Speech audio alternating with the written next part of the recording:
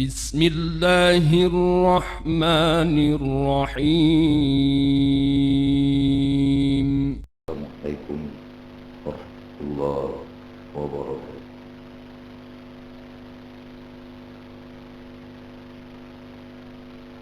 Alhamdulillahi rabbil alamin.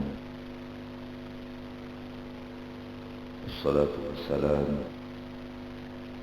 ala al-mab'uuthi rahmatan lil alamin. Nabiyyina wa habibina wa syafi'ina sayyidina Muhammadin wa ala alihi wa ashabihi wa man tabi'ahum bi ihsanin ila yaumiddin. Amma ba'du.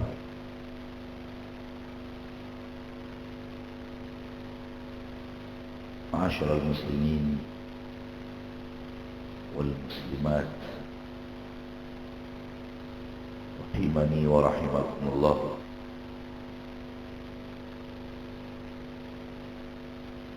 Merupakan rahmat dan nikmat dari Allah Tabaraka wa Ta'ala yang sangat amat besar ketika Allah Tabaraka wa Ta'ala menurunkan wahyu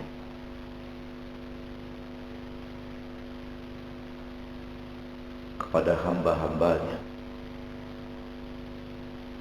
dari para nabi dan para rasul,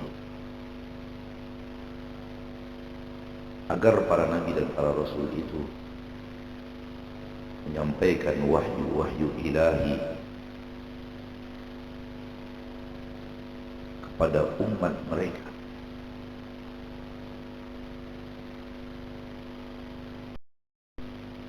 Tanpa wahyu itu, maka hidup kita centang perenang, hidup kita tak jelas, hidup kita amburadul.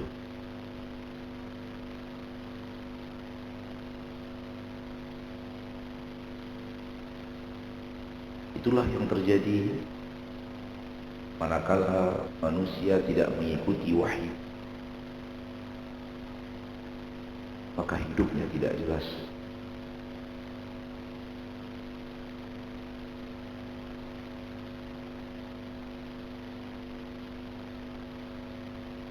Dan akhirnya dia bergerak kepada sesuatu yang sebenarnya jelas.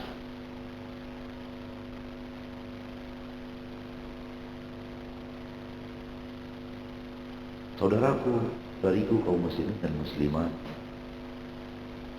lihatlah orang-orang yang tidak mau mengikuti wahyu.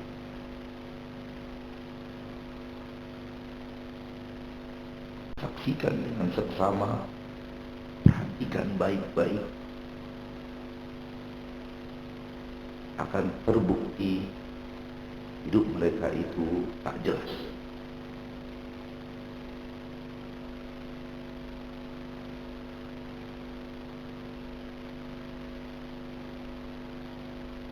Tak tahu arah tujuan yang benar, tidak tahu harus bagaimana dan mengapa. Akhirnya hanya mengikuti arus nafsu dan syahwat.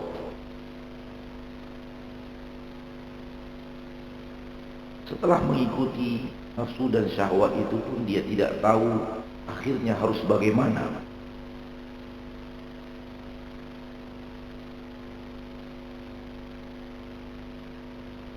Bapak Ibu kaum muslimin dan muslimat, mari bersama saya lihat orang yang hidupnya untuk ngumpulin harta,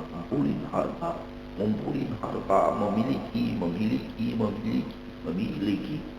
Jadilah dia manusia yang sudah bukan miliarder lagi, di atasnya. Oke, dia punya harta yang melimpah ruah. Pertanyaannya, mau diapain itu harta?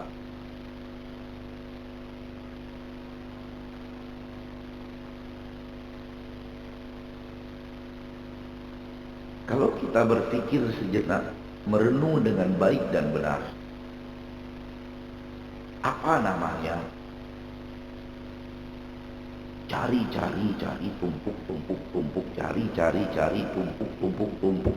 Setelah menumpuk, tinggalkan.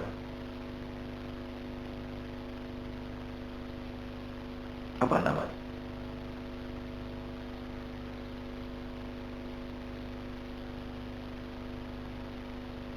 Wahai manusia-manusia jujur, nilailah dengan jujur apa gerangan namanya itu.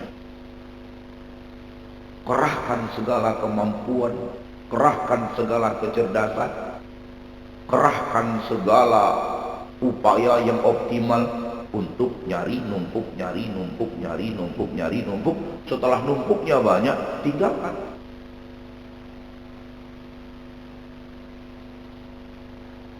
Bukankah akhirnya kembali kepada satu titik? Tidak jelas.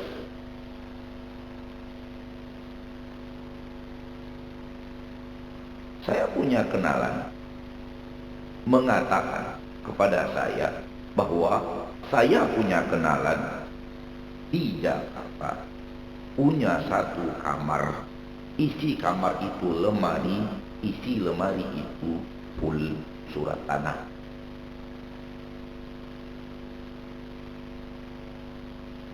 Sertifikat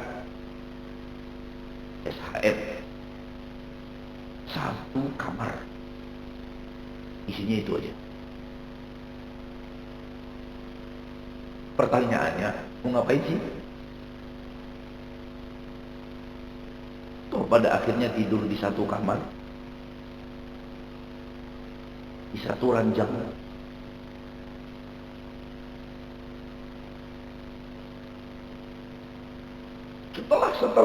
Setelah berhasil menumpuk SHM satu kamar, toh pada akhirnya ditinggal juga.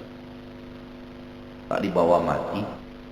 Ketika mati, ya paling-paling kuburan 1 miliar lah harga kuburannya. Itu pun tak menjamin aman dari azab kubur.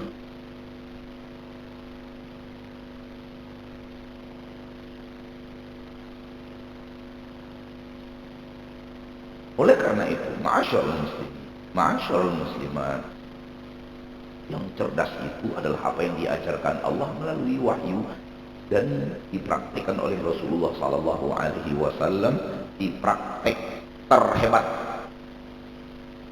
Walau untuk sampai kepada praktek seperti yang dipraktekkan Rasul, kita tak mampu. Dan tak wajib juga sehebat itu. Namun Rasul sallallahu alaihi wasallam melakukan yang terbaik, terhebat, tertinggi, termulia, tertakwa dan yang lainnya. Apa yang dilakukan Rasul? Dapat simpan di surga, dapat investasi akhirat, yang ditinggal di dunia sedikit untuk sesuatu yang sangat besar menanti beliau di saat beliau kembali ke kampung halaman yang sesungguhnya bernama akhirat.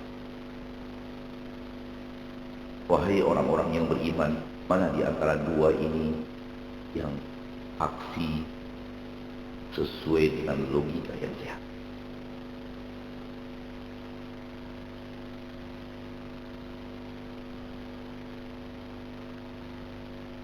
Sudah anak katakan tadi bahwa untuk seperti Rasul, seperti itu persis tak wajib. Namun anak ingin membuat perbandingan apa yang mereka lakukan dan apa yang Rasul kita lakukan. Dua hal yang satunya ke barat, satunya ke timur, bertabrakan habis.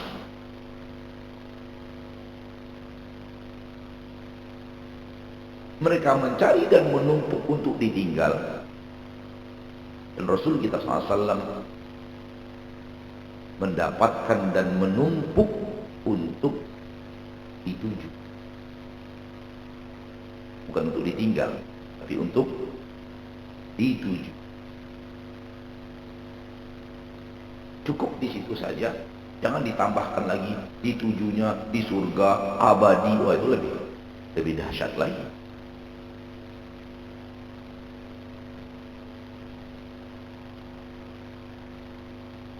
Adapun yang ditinggal untuk orang, hartanya untuk kita hisabnya.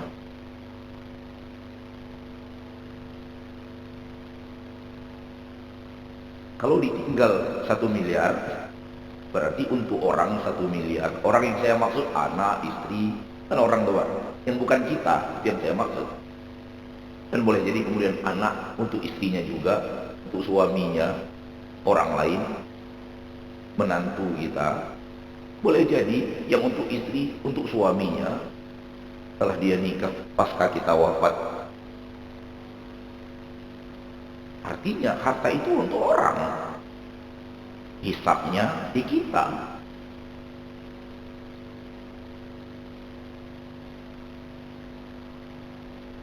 Namun percaya tidak percaya, aksi cari tumpuk tinggal itu yang digemari orang zaman sekarang. Itu yang dielu-elukan, yang dibesar-besarkan, yang dibangga-banggakan. Kalau kita berpikir secara logika sehat saja, bangganya di mana?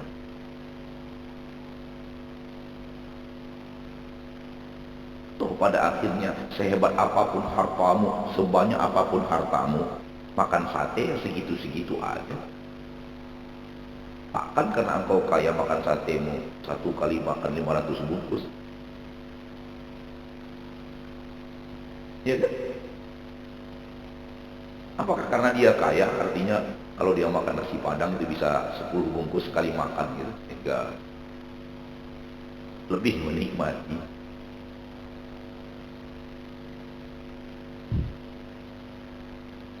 Dan kalau kita saksikan, belum juga jaminan harta kaya, harta banyak berarti lebih sehat daripada orang yang tak punya harta. Terlalu banyak petani yang lebih sehat dari orang kaya raya. Belum lama ini kita bertemu dengan saudara kita yang hadir di kajian yang mengatakan di keluarga kami rata-rata usianya 100 tahun.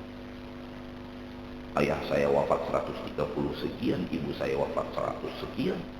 Kakak saya sekarang yang tertua usianya sudah 90 sekian. Sehat-sehat.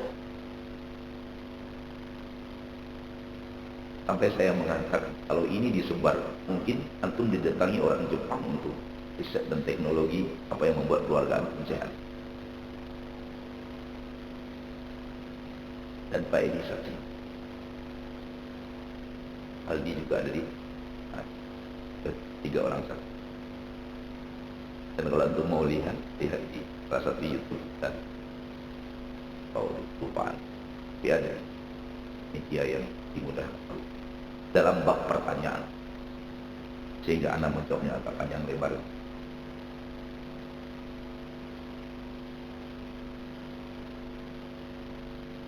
Artinya seorang petani tinggal di desa, hidup dengan nuansa pedesaan, hari-harinya bekerja di kebun, di ladang, angkat angkut naik tempat yang tinggi turun.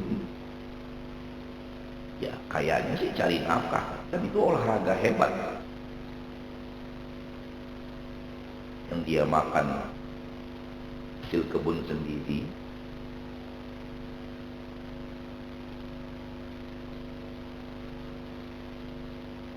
Ala kulli hal, ana ingin mengatakan bahwa tanpa wahyu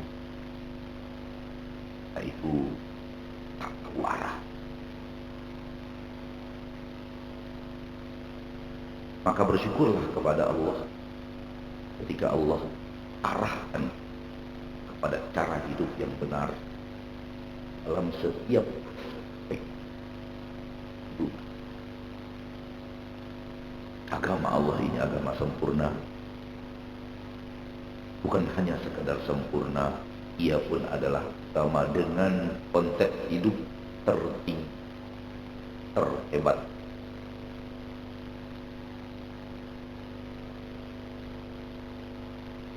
Hanya sayang kita umat Islam banyak yang meninggalkan konsep agamanya sendiri, dan menuju gaya-gaya yang tadi, yang sebenarnya itulah konsep hidup yang tak jelas. Rumahnya gedung, tidurnya tidak di rumah. Itu betapa banyaknya manusia.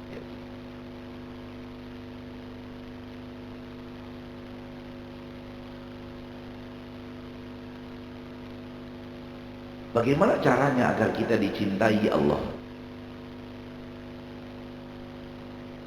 Sebuah pertanyaan yang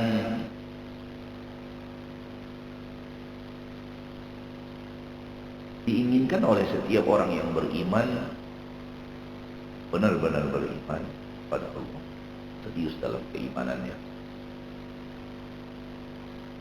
Dan prakteknya mungkin membutuhkan kesabaran, tekad yang kuat.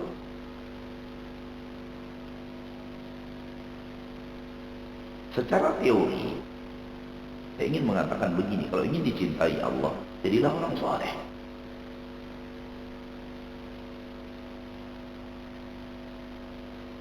Tapi apakah sekedar kalimat jadilah orang saleh itu artinya kalimat yang ringan, gampang dikerjakan? Ternyata tidak. Rasulullah SAW bersabda, ala inna sil'atallahi hiyal jannah, ala inna sil'atallahi ghaliyah, ala inna sil'atallahi hiyal jannah.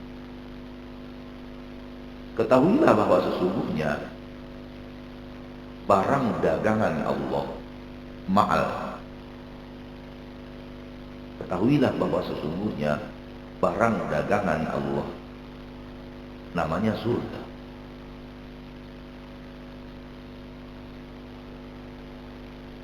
Kenapa Allah menyebut barang dagangan? Karena memang Allah juga menyebut. Kenapa Rasulullah SAW menyebut barang dagangan? Karena Allah juga menyebut menjadi orang soleh itu transaksi bisnis. Ayat yang dibacakan oleh imam kita di subuh hari yang berbahagia ini, ya ayyuhalladzina amanu hal adullukum ala tijarah. Hai orang-orang yang beriman, maukah kalian aku tunjukkan, aku arahkan, ku perkenalkan kepada kalian sebuah transaksi bisnis. Gabungkan ayat ini dengan hadis Nabi, barang dagangan Allah. Terlihat hal yang sangat klop, bahasan yang sangat nyatu karena datang dari Allah. Oleh karena itu Allah sering memakai kalimat membeli. Di antaranya firman Allah di dalam Al-Quran surat At-Taubah ayat 111. Angka cantik, Pak. At-Taubah ayat 111. Innallaha ashtara, sesungguhnya Allah membeli.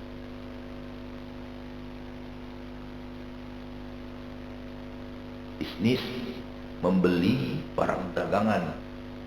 Cocok kan, Pak? Hal yang sama orang kafir, Allah sebut mereka pembeli. Tapi membeli azab.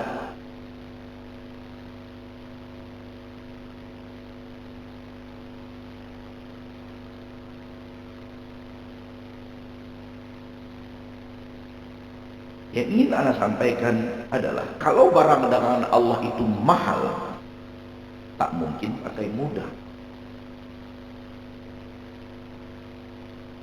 Tak mungkin barang dagangan yang mahal harganya murah, tapi harganya namanya juga mahal.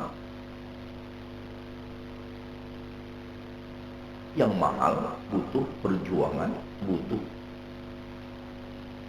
istiqomah, butuh ketelitian, butuh disiplin tingkat tinggi, butuh waktu yang panjang untuk meraihnya, butuh tekad yang kuat, butuh.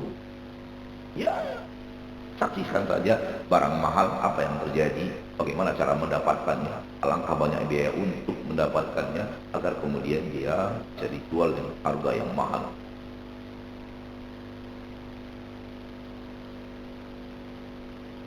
Dan tak ada yang lebih mahal daripada surga Allah. Tak ada yang lebih mahal dari surga Allah. Namun agama yang Allah turunkan itu berdiri di atas fondasi gampang.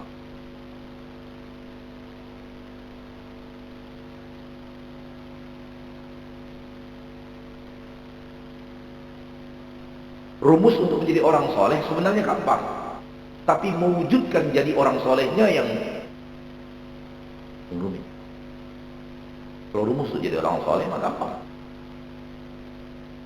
Bagaimana cara mencintai Allah? Jadilah orang soleh. Bagaimana cara cari orang soleh? Rumusnya gampang.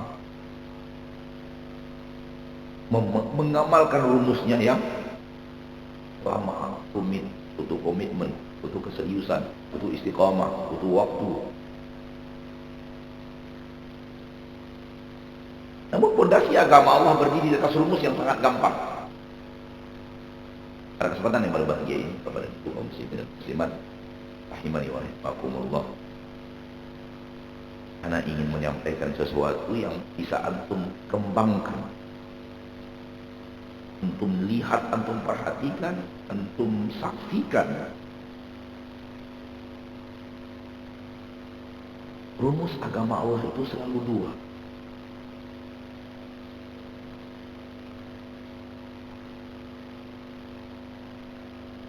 Selalu dua. Dua itu kan angka yang tak banyak. Segala sesuatunya itu dua. Allah berkehendak hanya Dia yang tahu. Tak boleh ada duanya. Tapi makhluk Allah itu selalu, dan syariat Allah itu kita perhatikan selalu dua. Kalau makhluk Allah nampak kan, ada siang, ada malam, ada matahari, ada bulan, ada laki-laki, ada perempuan, ada daratan yang kering, ada lautan yang basah.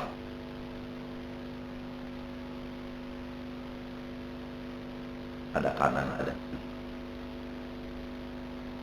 Tangan kanan, tangan kiri, kaki kanan, kaki kiri, telinga kanan, telinga kiri, bahkan hidung yang satu pun dibuat lubang kanan, lubang.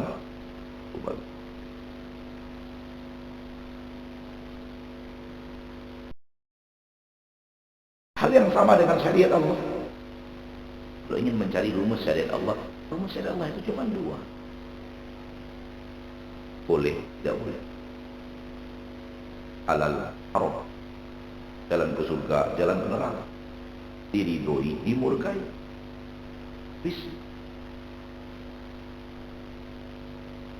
Begini bagaimana Ustaz? Dua saja, bisa saja diridhoi, bisa tidak. Begini bagaimana Ustaz? Bisa saja boleh, bisa saja tidak boleh. Begini bagaimana Ustaz? Bisa saja jalan ke surga, bisa saja jalan ke neraka. Hanya dua saja. Coba perhatikan baik-baik. Apa? Ustaz, saya mau megang ini. Nah, bisa, boleh. Dipegang itu.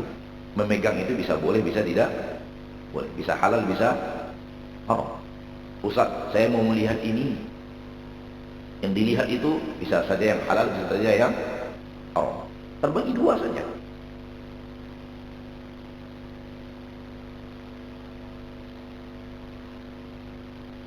Maka rumus orang jadi orang saleh adalah dua. Dan terbagi dua lagi. Rumus jadi orang saleh dua.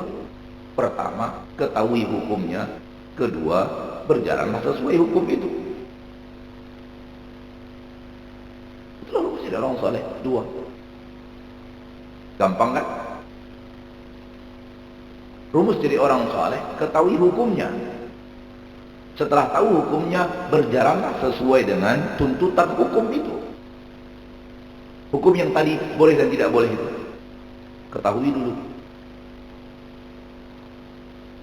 jika akan melakukan sesuatu, ketahui dulu ini boleh atau tidak boleh sih. Secara syariat saya diizinkan atau tidak diizinkan sih melakukan ini? Secara syariat ini halal atau haramkah? Secara syariat ini diridhoi atau tidak diridhoi kah? Secara syariat ini jalan ke surga atau jalan ke neraka kah? Rumus pertama ingin jadi orang saleh. Rumus kedua, berjalanlah sesuai tuntunan. Artinya apa? Kalau boleh ya silahkan, monggo.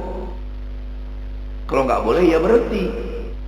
Jangan lanjutkan, jangan kerjakan, jangan lihat, jangan dengarkan, jangan bicarakan, jangan langkahkan, jangan ambil, jangan terima.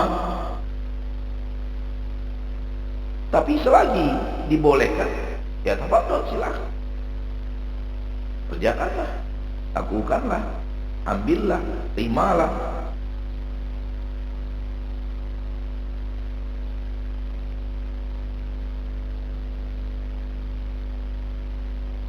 Selagi halal.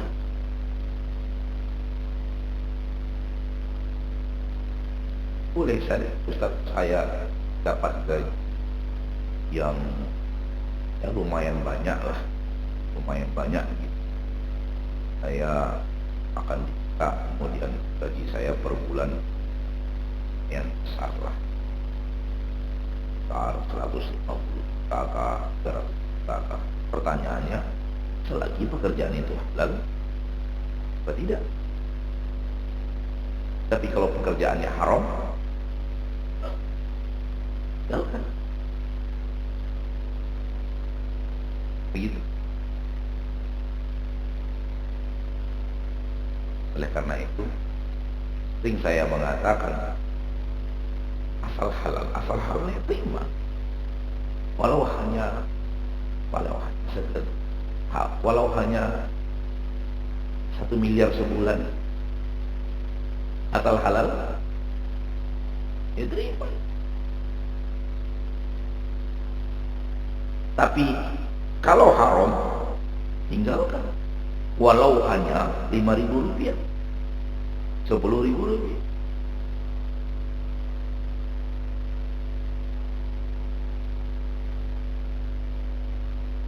Permasalahannya bukan di berapa jumlahnya. Masalahnya adalah halalkah, haramkah, bolehkah, tak bolehkah.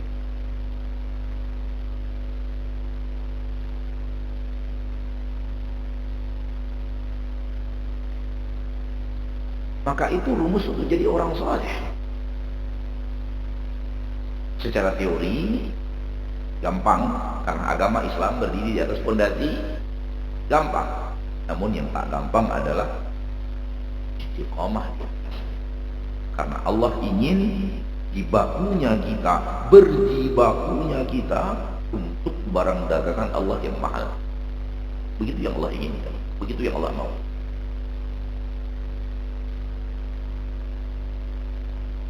Bukankah untuk mempertahankan kekayaan manusia kadang-kadang bertumpus lumus, berdarah-darah, mempertahankan tanahnya yang akan diserobot orang, rumahnya yang akan diambil orang, dan lainnya, bahkan mungkin sepeda motornya yang akan dicuri orang, rela berdarah-darah, bahkan mungkin nyawanya melayang untuk mempertahankan itu. Kalau hanya sekedar tanah dan rumah, maka tidakkah pantas kita berdarah-darah, maksudnya berjibaku hebat untuk surga? Allah, itu yang telah diamalkan oleh para sahabat ridwanullahi alaihim ajmain. Mereka adalah orang yang paham apa itu surga, sehingga segala-galanya mereka korbankan untuk surga. Walau pengorbanan itu sampai kepada titik harus mengorbankan nyawa mereka. Mereka katakan sami'na wa ata'na. Kalau ada yang mengatakan kepada saya, Ustaz, rumus tadi segala-galanya dibagi 2. Oke. Lalu bagaimana dengan hukum agama yang 5 ini, Ustaz? Ini kan pembagiannya 5. Ada wajib, ada sunat, ada mubah, ada makruh, ada haram. Ustaz mengatakan tadi agama ini cuma 2. Ternyata pembagian hukum syariat aja udah 5 Ustaz. Kami belajar dari kecil sampai sekarang. Dan masih sampai sekarang Ustaz ngomong, nyampaikan kepada kita hukum itu ahkamut takalif. Ahkamut taklif itu ada 5. Ada wajib, ada mubah, ada wajib apa lagi? Sunnah, mustahab, ada mubah, ada makruh, ada haram. 5 Ustaz katakan 2 tadi. Ini gimana menyatukan? Coba lihat baik-baik yang 5 itu terbagi 2 ya. Yang boleh, tak boleh. Ya atau tidak? 1, 2, 3, 4 itu boleh. 5 haram, tak boleh. Kembalinya ke boleh dan tidak boleh lagi. Diizinkan dan tidak. Kita dibolehkan melakukan yang wajib, bukan sekadar boleh saja, harus kan? Itu kan sesuatu yang harus dilakukan. Artinya itulah di atasnya ridho Allah. Sunat sama. Mubah boleh tidak? Boleh. Makruh? Jengkol enak enggak? Pete enak enggak? Boleh dimakan enggak? Makruh enggak? Tapi boleh kan? Ajar aja kalau mau. Kalau setelah itu toilet bau-bau dikit lah. Tapi kan boleh. Yang tidak boleh cuma 1. Bernama haram.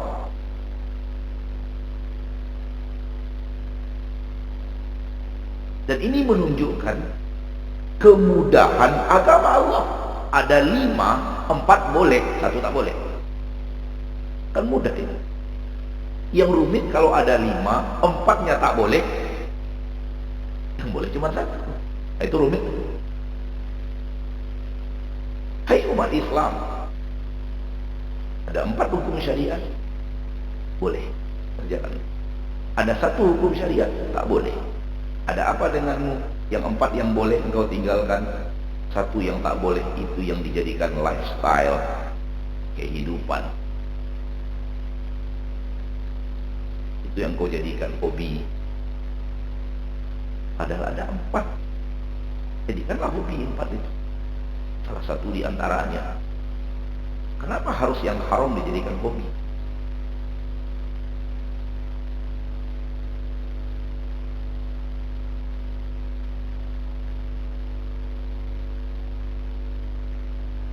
Di dalam ayat yang dibacakan imam tadi, ya ayyuhalladzina amanu kunu ansarallah. Hai orang-orang yang beriman, jadilah kalian tentara-tentara Allah. Pakai rumus yang tadi, agama itu cuma 2. Ketika Allah menyuruh kita untuk menjadi tentara-tentara Allah, maka itu artinya jangan menjadi tentara-tentara syaitan. Karena menjadi tentara itu terbagi 2. Kalau tidak tentara-tentaranya Allah, berarti tentara-tentaranya syaitan. Hai orang-orang yang beriman, wahai manusia, beribadahlah kepada Allah, mengibadati Allah, ibadatilah Allah. Itu artinya jangan beribadah kepada selain Allah. Karena peribadatan manusia hanya terbagi 2, kepada Allah dan kepada selain Allah. Rumus agama itu cuma 2. Hai orang-orang yang beriman, kejarlah surga, berlomba-lombalah kepada surga. Kalau tak mau berlomba-lomba ke surga, saya paham Anda sedang mengejar neraka dan berlomba-lomba ke neraka. Karena agama itu cuma 2. Hal yang sama, hai orang yang beriman, tutup aurat. Kalau tidak tutup aurat berarti buka aurat. Hai orang-orang yang beriman, jujurlah. Kalau tidak jujur berarti dusta. Hai orang-orang yang beriman, penuhi timbangan, jujurlah dalam timbangan. Timbanglah untuk orang yang membeli kepadamu sesuai dengan takarannya dan timbangannya. Lawannya, itu yang terjadi. Karena semuanya cuma 2. Boleh, tak boleh. Diizinkan, tak diizinkan. Halal, haram, jalan ke surga, jalan ke neraka. Maka ketika perintah Allah, jadilah hai orang-orang yang beriman, jadilah tentara-tentara Allah. Itu artinya kalau kita tidak mau menggabungkan diri kita dalam tentara-tentara Allah, otomatis Mau tidak mau, rela tidak rela, ingat tidak ingat, akan dibariskan Allah di barisan tentara-tentara syaitan.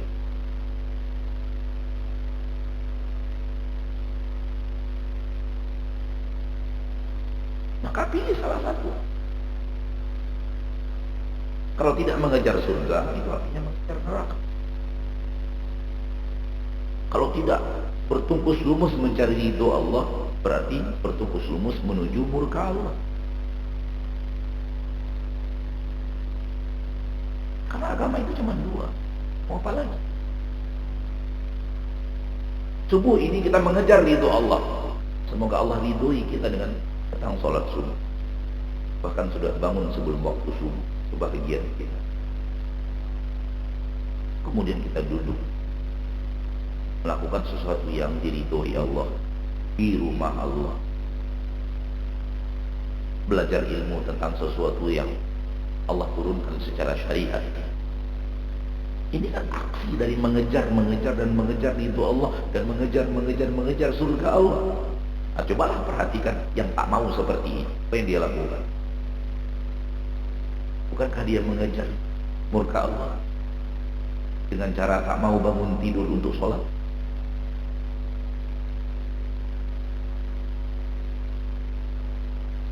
Dan sebagian orang di jam-jam segini itu baru pulang dari tempat maksiat. Jadi tapi dipungkiri. Baru kelar azan subuh itu, baru kelar maksiat. Dan sekarang dalam perjalanan pulang ke rumah, dan ada yang pulang ke rumah sambil teler, tak sadarkan diri. Yang ini saya katakan adalah kalau kita tidak mengejar ridho Allah, itu artinya kita mengejar murka Allah. Udah lepas, apalagi kalau tidak ridho murka. Oleh karena itu para ulama selalu mengatakan, kalau ingin kita terhindar dari maksiat, rajinlah ibadah.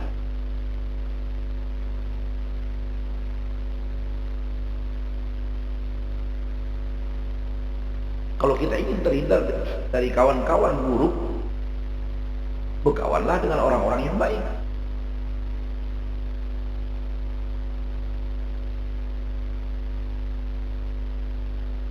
Tak bisa kita, saya yang buruk tak maulah, lalu yang baik saya juga tak mau.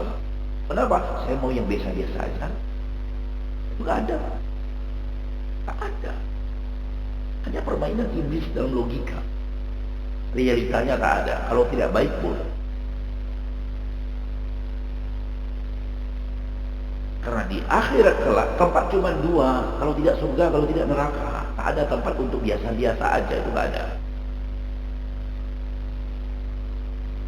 Dan lidah manusialah yang mencoba untuk merumuskan yang biasa-biasa aja. Padahal tak ada. Dengan kalimat mereka, yang penting masuk surga, walau hanya perannya. Nah itu kalimat biasa-biasa aja yang mereka coba letakkan di akhirat. Tak bisa meletakkannya di akhirat, akhirnya pakai rumus yang kayak tadi. Agar di dunia ini ya agama yang biasa-biasa.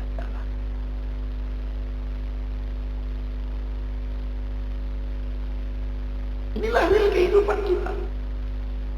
Dan tidaklah saya katakan kecuali itulah yang kita saksikan. Dan itu kesalahan. Kenapa Allah suruh kita kejar surga? Fa'abiku ila maghfirati min rabbikum, supaya kita lari dari neraka. Karena kalau kita tidak mengejar surga, itu artinya kita mengejar neraka, lari dari surga.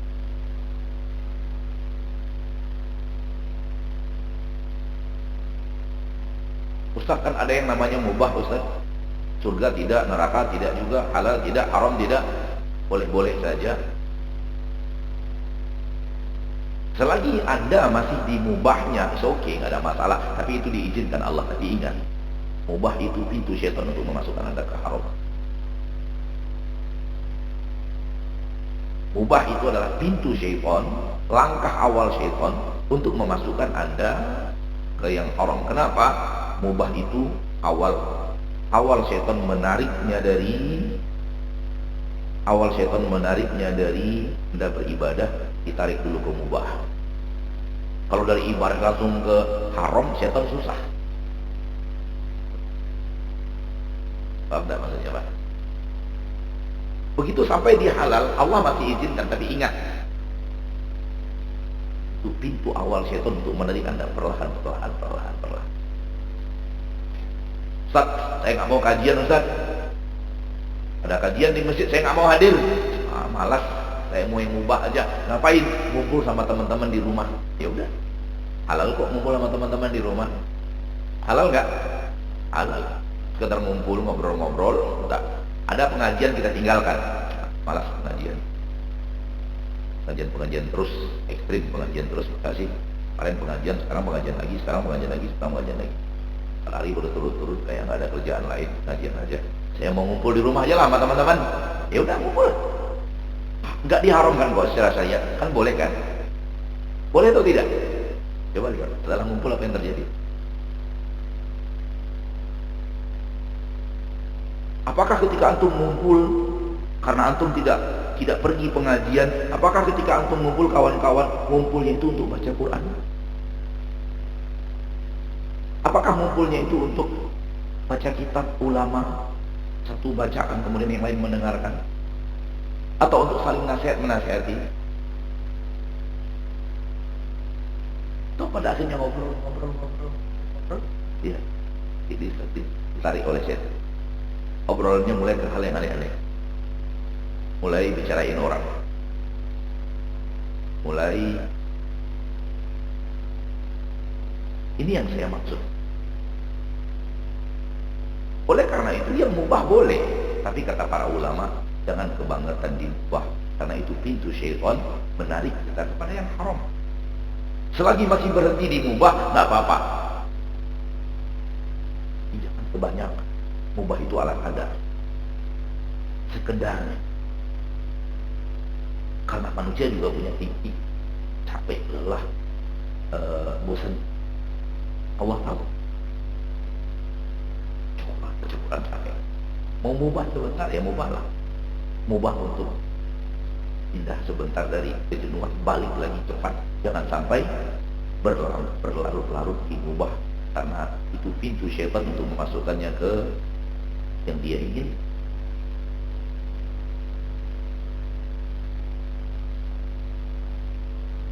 Oleh karena itu, ma'asyarul muslimin, ma'asyarul muslimat, saudaraku saudariku, imani wa rahimakumullah, mari kita perhatikan apapun yang kita lakukan. Mau ngomong, perhatikan apa yang mau diomongin. Mau dengar, perhatikan apa yang akan didengar.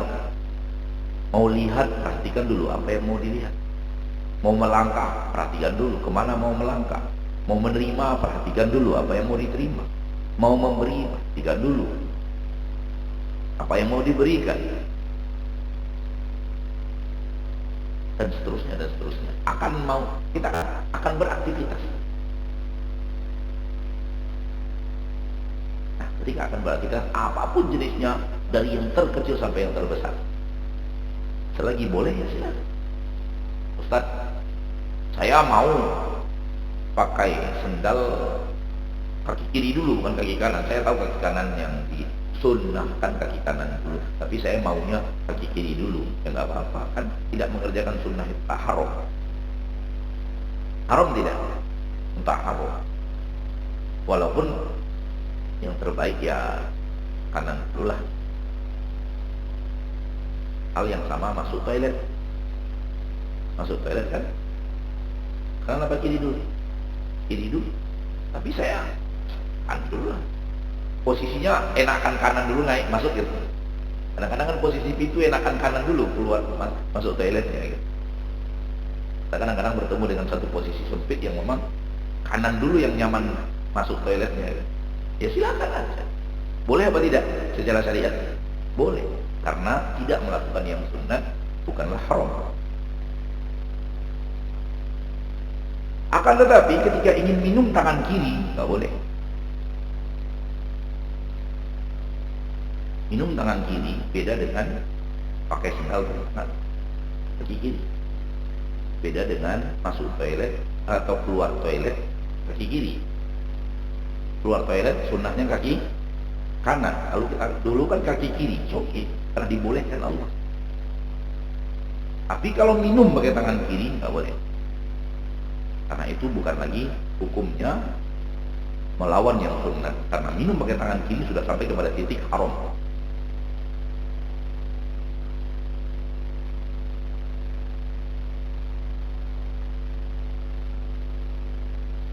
Kita masih menyaksikan orang-orang, saudara-saudari kita kaum muslimin, semoga Allah berikan kita dan dia hidayah dan istiqamah. Kita masih memperhatikan orang-orang yang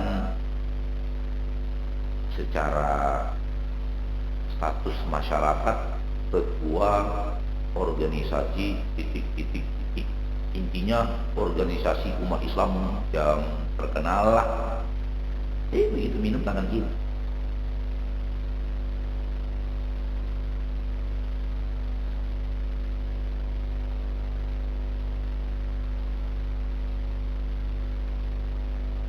Padahal sudah ketua. Masih saja tak ngeh atas apa yang tak boleh secara syariat.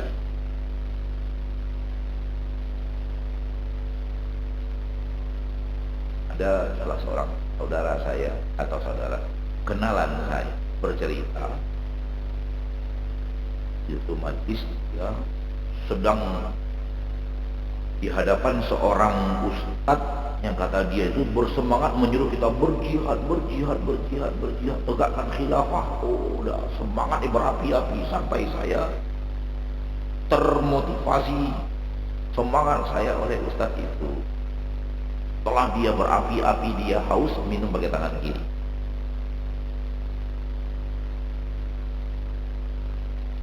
Langsung saya hilang semangat saya ngikuti dia. Padahal tadi saya lagi terbawa arus semangatnya yang luar biasa. Karena dia memotivasi kita untuk berjihad di jalan Allah, menegakkan khilafah Islamiyah, itu luar biasa hebat. Orasinya ahli, sehingga saya terbawa arus. Begitu saya melihat dia minum pakai tangan kiri, langsung sentuh semangat yang tadi dia bangun di hati saya.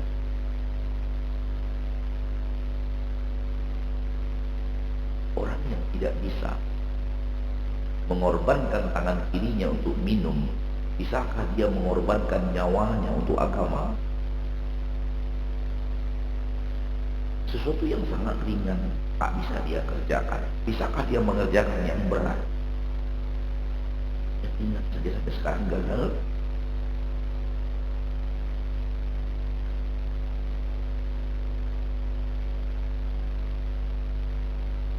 Maka menjadi orang saleh, rumusnya itu saja. Ini boleh enggak? Boleh kerjakan. Enggak boleh, jangan lakukan. Sampai kepada titik minum pakai tangan, enggak boleh. Minum pakai tangan, enggak boleh.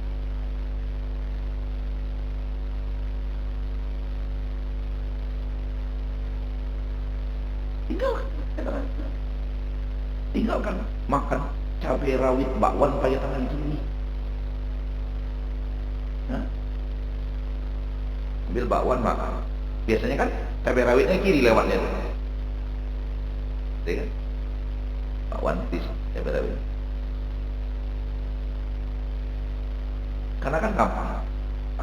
Tiktokan antara bakwan dan kawan yang bernama cabai rawit. Ini cabai rawit juga namanya. Hah? Ya udah, kalau ingin jadi orang soleh, makan bakwan. Taruh bakwan, ambil, baru makan. Beratnya di mana sih? Letak beratnya ada di mana? Ambil bakwan, taruh ke cabai rawit. Kalau tak mau ambil cabai rawit, masukkan ke bakwan. Ya kan? Ambil cabai rawitnya, tahan kepalanya itu apa? Ampuknya itu. Boleh masukkan ke bakwan. Nah, gitu sama bakwan sekali menghilangkan. Artinya hanya sebuah effort yang sangat ringan saja umat Islam banyak yang gagal. termasuk orang-orang yang sudah dianggap tetua. Ya.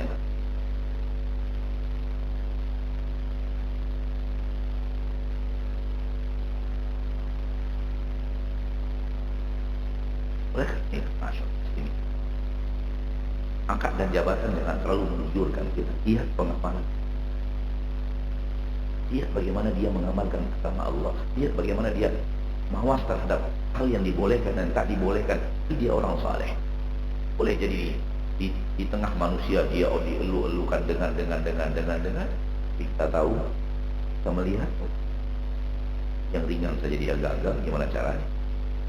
Apakah kita yakin dia bisa yang lebih berat daripada itu? Tapi urusan dia. Ayo kita berusaha membangun aksi yang tadi.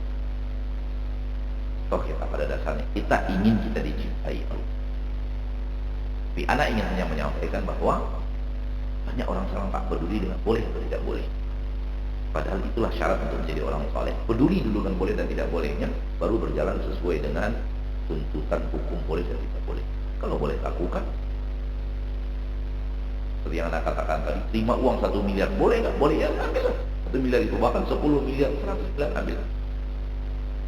Betapa banyak orang-orang duit kaya raya, tapi soleh, tak bertabrakan dengan kekayaan dan kesolehan. Kekayaan yang bertabrakan dengan kesolehan itu hanyalah kekayaan dari hasil yang haram. Itu bertabrakan dengan kesolehan. Selagi tidak haram, tidak bertabrakan dengan agama dan tidak bertabrakan dengan kesolehan. Jam sudah menunjukkan jam 6, maka sampai di sini pertemuan kita pagi hari. Nah, saya diingatkan tadi sampai jam 6 Ustaz. Jam 6 saya berhenti sampai di sini bertemu kita. Sallallahu wasallam wa baraka wa an'ama ala abdihi wa rasulih Muhammad.